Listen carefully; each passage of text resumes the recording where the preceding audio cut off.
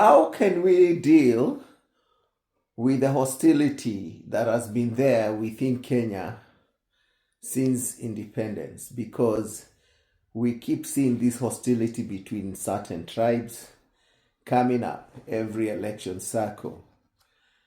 So I've been trying to reimagine Kenya, a better Kenya free from tribalism, corruption, and things like that. So my thoughts, I've written them: from a wounded nation to a healed nation. Kenya is a land that is wounded by tribal clashes, corruption, and broken covenants. And Kenya can become a nation that heals its own and sends healing to others. That is my belief. That the very, very obstacles that we are sitting with of tribalism, of corruption, can become a stepping stone for us to turn our wounds into wells. And this is my hope for the next head of state, that he will turn our wounds into wells. Regions like Mount Elgon, Kisumu, Kiambaa, Mpeketoni, that spilled blood can become healing centers. They can become trauma therapy hubs, and they can become places where we turn our wounds into wells. Places that have been strongholds of tribalism can be places of great reconciliation. Kenya tribes are not accidents. They are building blocks, each carrying redemptive gifts. So our tribal votes can become tribal virtues. Every tribe can bring its strength on board to make a better Kenya.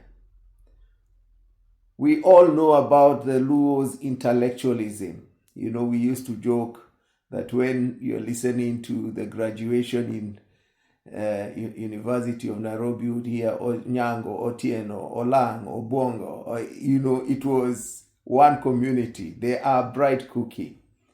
So the Luo's intellectualism, the Kikuyu entrepreneurship, the Kalenjin marathon running and resilience, the Luhya hospitality, the coastal culture, Maasai heritage. For the past 3 years, this Sunday we'll be having what we call a multicultural service.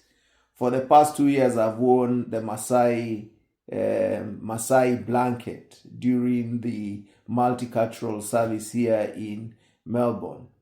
This year I'll wear the Kikuyu one, but you can imagine how much the Maasai heritage speaks to all of us. All these things are things that we can use as part of the wholesome, not as separation, but to heal our wounds and to deal with our hostility. I believe the issue of corruption is a call from God to righteous governance. The very thing that has wounded us should be the very thing we excel in. We need a new generation of Daniels, Nehemiahs, and Esthers who will govern Kenya in truth, rejecting bribery and plunder. So State House should not be just a place for 1 or 2 tribes. It should be a place for the whole 42 tribes.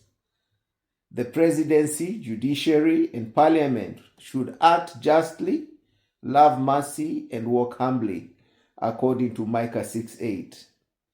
The 2010 Constitution should not just be read, but respected, taught, and lived.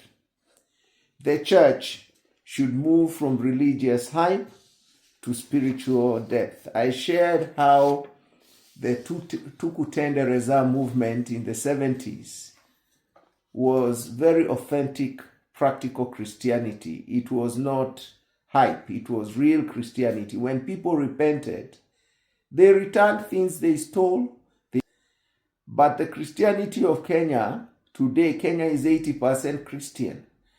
But people are not returning stolen goods.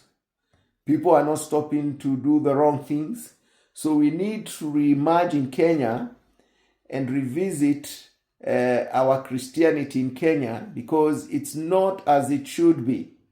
There is something we are missing somewhere. We need, and as we look at reforms in government, we should also look at reforms within the church. Not just do revival tents. We need reformation centers. Sermons should shape citizenship, not just spirituality. Pastors should be prophetic architects. We need to build Kenya in such a way that we prevent the brain drain. We need to ensure that even within Kenya, that we are enjoying the benefits of those that have been trained within the borders of the land. So we need a season to move from mourning to mandate. The blood of those slain in ethnic violence, the grief of mothers, the hunger of jobless youth should not be in vain. We have lost about 100 young people during the Gen Z protests. That their blood should not be in vain. A new generation should rise, healed, humble, hungry for justice. We should visualize and reimagine a Kenya where tribes kneel together, pray without hostility, where leaders lead with integrity, not ethnicity, where institutions protect the weak, not the corrupt, where revival and reformation shakes systems, where the church disciples the nation and the nation blesses others. We declare the walls are falling, the wounds are healing, the wells are springing, the family is rising. Kenya shall be reformed.